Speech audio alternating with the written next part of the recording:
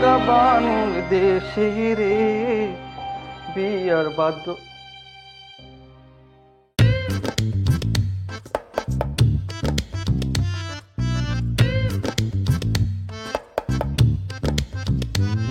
কিরে তোরা এখনো রেডি হস নাই? জলদি কর। আরে বাবা কাজে চলে আসছে তো। ওর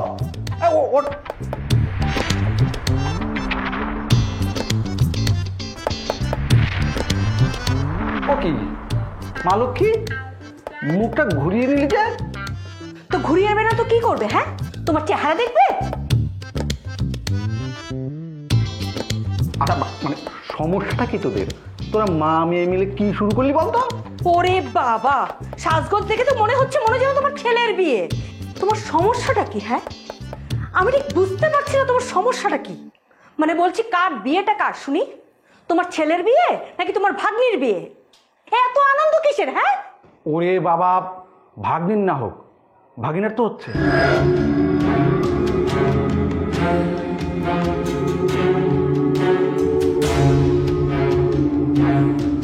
ওরে বাবা, বুঝতে পারছি তো তোদের কষ্ট হচ্ছে,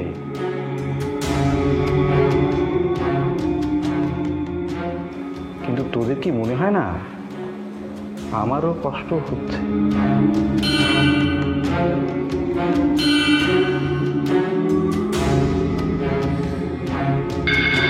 এত বিচলিত হলে চলে না।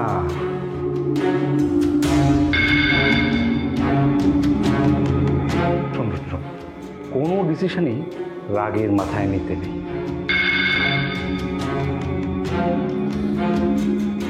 অনেক সময় নীরবতা পালন করেও প্রতিশোধ নেওয়া যায়।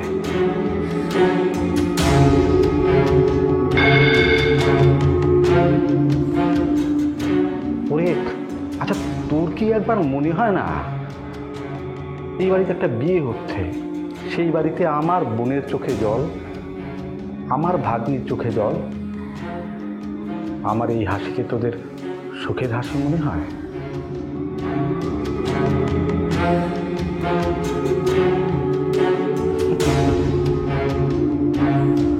না, নীরব থাকার মধ্যে যে শক্তি থাকে সেটা অনেক সময় গায়ে গুলি করার মধ্যেও থাকে না।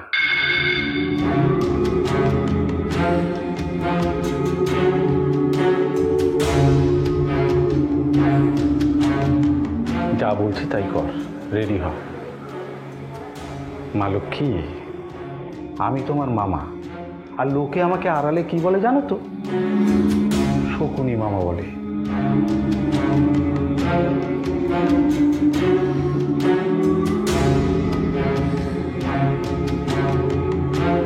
সাপের প্যাঁচ আমিও খুব ভালো দিতে জানি।